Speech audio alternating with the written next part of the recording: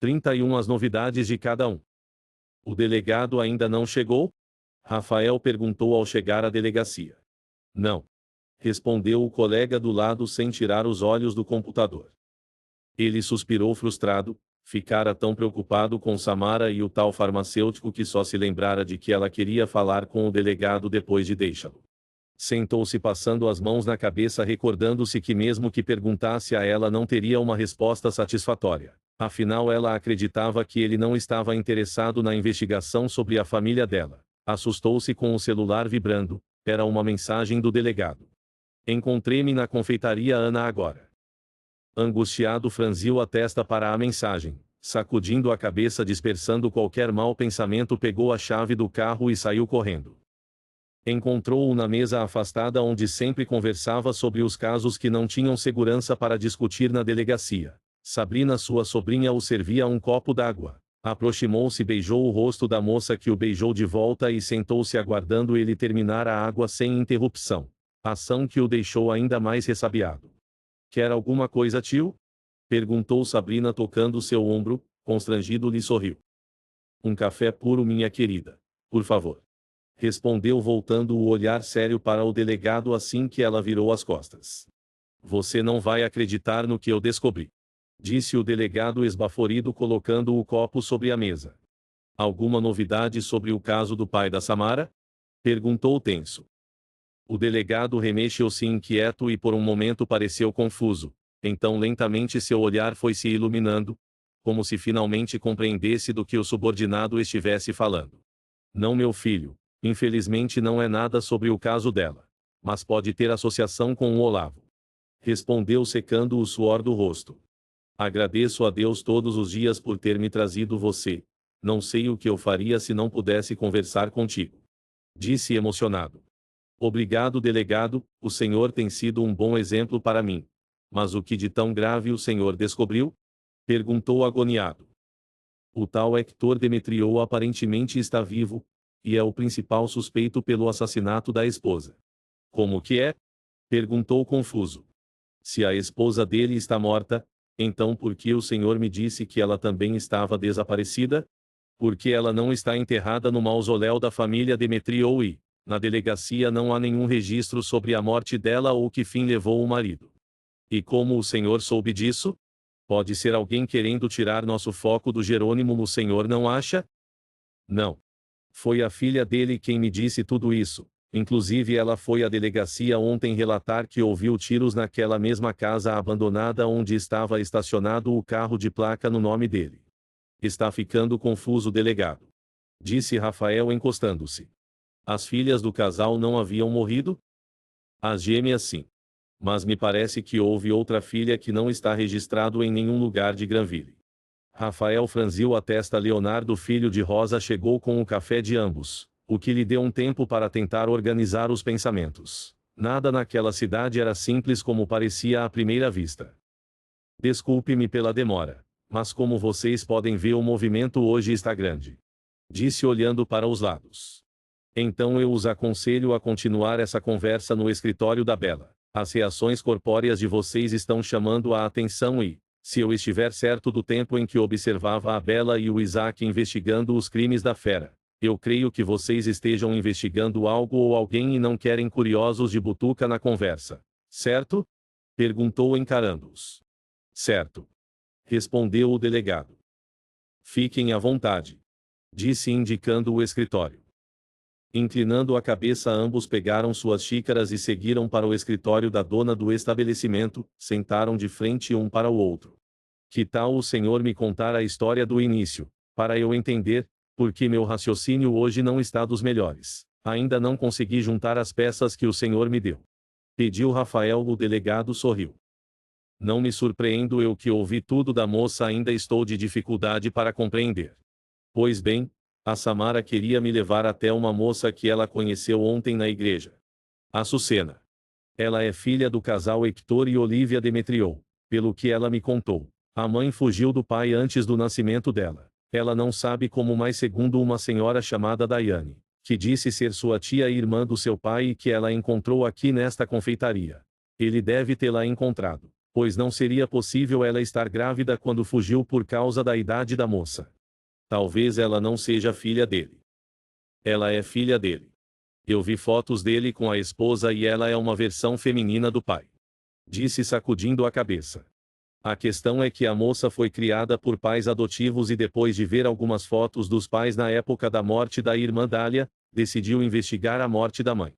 Ela suspeita do pai por causa de algumas fotos? Perguntou desconfiado. A esposa fugiu dele por algum motivo. E, além disso, por que queimar a própria casa e sumir? A esposa realmente está morta? Tudo indica que sim. Mas a verdade é que não há um túmulo. Ou seja, assim como ele pode tê-la matado e sumido, ela também pode tê-lo matado e sumido, afinal não há túmulo de nenhum deles. Respondeu sério. Será? Pouco provável. Você está se esquecendo do carro no nome dele, e segundo a Sucena a mãe era vítima do pai. Na verdade ela não sabe. Qual a idade dela quando a mãe foi morta? Ela viu a mãe morta?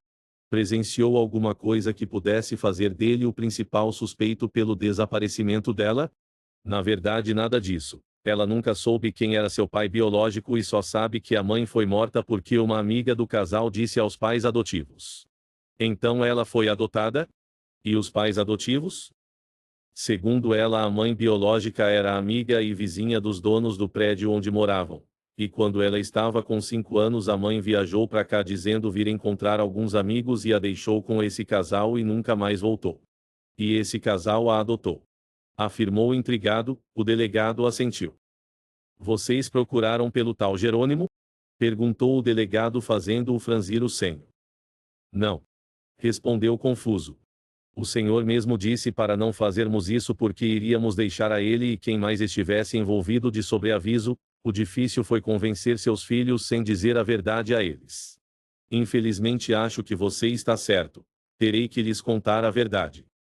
E essa história de tiros na casa abandonada? Perguntou curioso voltando ao assunto Açucena e Hector. Ela andando pelos arredores da cidade viu a casa. Não entendo esse interesse que as pessoas têm em coisas abandonadas. Enfim, infelizmente ela viu um carro entrando e um médico saindo do mesmo. Ela achou aquilo estranho e ao invés de chamar a polícia ou gravar como todo mundo com juízo faz, ela simplesmente aproveitou o portão aberto e entrou. Simples assim. Concluiu estressado. Conheço alguém que vai se dar muito bem com ela. Disse sorrindo. E eu não pensei nisso. Já estou até pressentindo as encrencas dessa moça e do Isaac. E o que aconteceu depois que ela entrou? Perguntou sorrindo. Deixaria para o pobre homem infartar quando as coisas de fato acontecessem. Ela me disse que não viu ninguém. E depois que ouviu o tiro saiu correndo com medo. Pelo menos teve o bom senso de não ir verificar quem estava atirando em quem. Mas ela deixou cair um colar que os pais adotivos lhe deram e tem inestimável valor sentimental e quer que eu o procure para ela se for possível. Porque se tiver o mesmo valor monetário que sentimental, quem estava lá deve ter pegado. Isso é verdade. Disse pensativo. Delegado, eu acho que podemos ir até o Jerônimo, sem levantar suspeitas sobre os entorpecentes. Disse sorrindo. Foi exatamente o que eu pensei. Respondeu o delegado no mesmo tom.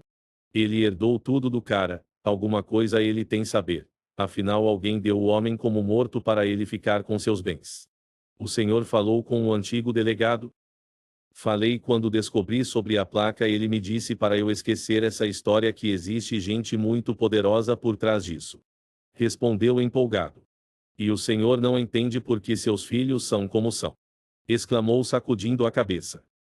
Eu estou com segue nesse poderoso chefão, desde que o Ricardinho fez aquela campanha desumana para caçar meu filho. Vamos até lá na farmácia. Sugeriu levantando. Delegado. Se ela foi à delegacia, como que não ficamos sabendo desses tiros? Perguntou abrindo a porta. Pois é, sussurrou irritado. A questão é que o policial que a atendeu fez pouco caso dela. Ela sabe qual o policial? Perguntou no mesmo tom baixo. O Luciano. Os dois fungaram e deixaram o escritório. Sabe de algo realmente interessante? Perguntou indo ao carro. Rafael o encarou. O nome da esposa do Luciano é Daiane. Rafael parou intrigado. Será que a tia dela é a esposa do Luciano? Eu não sei, mas vou descobrir. Eu conheci o Jerônimo hoje. Disse entrando no carro do delegado, ele o encarou sério. Ele estava tentando tirar uma mulher da Samara. Mulher esta que, pelo que eu compreendi, é a esposa do Dr. Caetano. Parece que você pensa como o Eric sobre esse médico. Rafael deu de ombros e olhou para fora. Eric preferia que o pai não soubesse por enquanto sobre a suspeita de que Caetano fora mandado para o hospital Eric Martinelli para matar Samara. Só em pensar sobre isso seu sangue fervia. Jerônimo fechou a cara no momento que viu Rafael e o delegado entrando na farmácia. Rafael franziu a testa. Algum problema, delegado? Perguntou ignorando Rafael.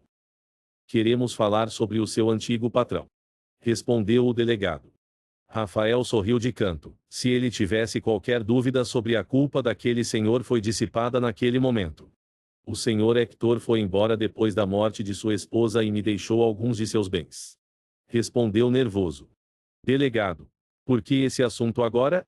A filha dele quer saber o que aconteceu com o pai. E o senhor quer ajudá-la a encontrá-lo? Perguntou cruzando os braços. Sim. Você tem alguma ideia de onde ele possa estar? Não. Ele sumiu e nunca mais eu soube dele. Eu tenho uma dúvida, se ele tinha uma filha, por que o senhor se tornou herdeiro dele e não a filha? Perguntou Rafael. O senhor quer me fazer alguma acusação policial? Perguntou desafiadoramente. Não, senhor, longe de mim, eu só estou realmente tentando entender. Afinal, ela era criança quando ele desapareceu, mas ainda assim ela teve tutores. O lógico seria ela ser herdeira e não um simples funcionário. Respondeu despreocupadamente. Ninguém sabia da existência dessa filha até o dia em que ela apareceu aqui fazendo perguntas sobre a mãe. Disse irritado. E por que o senhor ainda não se colocou à disposição dela para resolver essa questão da herança? Perguntou o delegado. Eu até que faria isso, se este fosse o intuito dela, mas pelo que eu soube, ela só quer saber quem matou a mãe dela e dar-o fora daqui. A mãe dela realmente está morta, e o pai apenas desaparecido. Confirmou Rafael, nervoso. Jerônimo assentiu.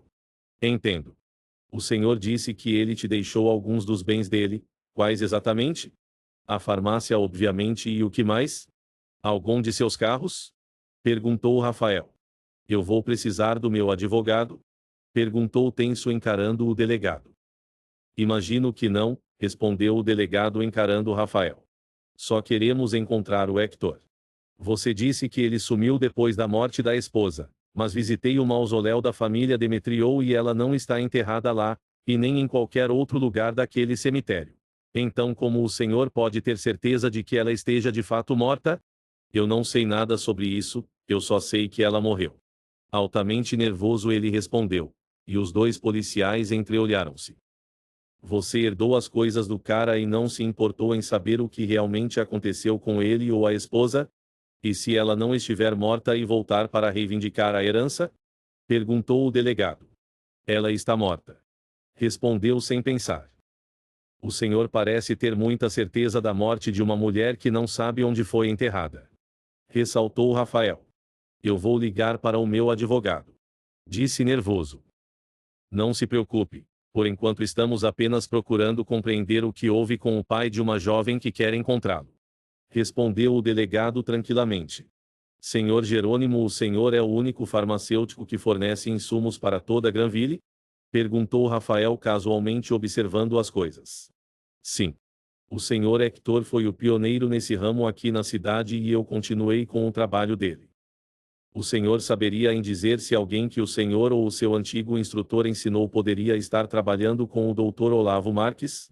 Perguntou displicente. Desculpe-me, eu sei que não tem nada a ver com o que o nos trouxe aqui, mas como o senhor sabe, meu irmão foi encontrado naquela clínica e ainda não sabemos como o Olavo tinha acesso à matéria-prima de seus experimentos. Explicou-se inocentemente. O delegado abaixou a cabeça para esconder o riso.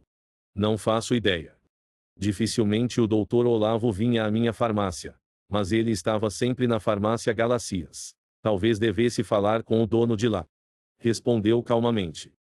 Não será possível falar com ele. Disse o delegado encarando o farmacêutico à sua frente. Ele foi embora depois de pedir falência. Jerônimo sorriu. O senhor não acha estranho? Ele pedir falência justamente depois da morte do Olavo? Perguntou irônico. Rafael e o delegado entreolharam-se. Rafael colocou as mãos nos bolsos e abaixou a cabeça sorrindo. Talvez você tenha razão. Vou ver o que posso fazer a respeito. Disse o delegado entregando-lhe um cartão. Por favor. Qualquer coisa que você lembrar sobre Hector ou Olivia Demetriou me avisa imediatamente. Avisarei sim, infelizmente não posso ajudar muito. Eu acredito que ele também esteja morto. Afinal ele nunca mais voltou a falar ou me procurou para qualquer coisa e as farmácias e seus laboratórios eram sua vida. Os dois saíram de cabeça baixa. Chegando ao carro, Rafael olhou para trás e ele os olhava sorrindo da porta e acenou. Rafael inclinou a cabeça entrando no carro. Ele está envolvido até a alma na morte da esposa do ex-patrão e no seu desaparecimento, se não na sua morte. Disse o delegado. Tem outra pessoa que conheceu Hector Demetriou. Disse Rafael. Eu sei. A mãe e a irmã dele. Não. Disse-o olhando. A mulher que o Jerônimo queria tirar de Samara mais cedo. Ela não falava coisa com coisa e em dado momento, ela disse: Cadê você, Hector, por que me abandonou? A suposta esposa do Caetano? Perguntou sério. Segundo o Jerônimo, ela é a esposa dele. O que eu não sei é se realmente é esposa, ou se ele apenas estava tentando nos assustar, mas ela está no hospital. O celular do delegado começou a tocar. Atende, por favor. Pediu concentrando-se no trânsito. Oi, Isaac. Atendeu sorrindo. Rafael, cadê meu pai? Perguntou tenso. Rafael ficou sério. O que houve, Isaac? Perguntou colocando o telefone no alto-falante. Pode falar, seu pai está ouvindo. Sabe o casarão abandonado? Na verdade não estava nada abandonado, havia alguém lá. Eles estavam saindo. Eu e o Luan o seguimos. Pai, houve um acidente gravíssimo, e um dos envolvidos é o antigo dono da rede de farmácias Matrix. Chocados, os dois entreolharam-se. Isaac, meu filho, onde vocês estão? Na praia, perto das cascatas, pai. Por favor, vem logo. Estou chegando, meu filho. Cantando pneus, o delegado fez a volta e dirigiu-se na direção indicada pelo filho. Isaac, no dono da rede de farmácias Matrix, está vivo? Perguntou Rafael. Sim, o homem que dirigia o carro infelizmente não sobreviveu. Ok. Eu vou chamar a ambulância. O Luan já chamou. Ótimo. Isaac, aconteça o que acontecer, não o deixe sozinho. Disse Rafael desligando o aparelho. O senhor acha que o Tobias tem alguma coisa a ver com Hector Demetriou? Se tem a ver com ele exatamente eu não sei, mas que tem coisa aí, isso tem. Você viu a cara do Jerônimo quando mencionei o nome do Hector? Seja lá o que aconteceu entre eles. O Jerônimo tinha certeza de que o Hector não daria mais o ar da graça. Além disso, eles fizeram muito para que esse cara continuasse longe daqui, e não consigo imaginar ninguém com poder bastante para conseguir esconder toda essa sujeira. Eu particularmente estou achando toda essa história muito da mal contada. Desabafou Rafael. O senhor viu a audácia dele ao tirar o foco de si mesmo e jogar no outro? Cara mais inescrupuloso. Quem faz o que ele faz, garoto, é capaz de colocar a própria mãe na guilhotina no lugar dele. No entanto, há algo me incomodando. Por que Pietro Galacias pediu falência? Talvez estivesse realmente com problemas. Não sei não, garoto, não sei não. Disse o delegado focando no trânsito.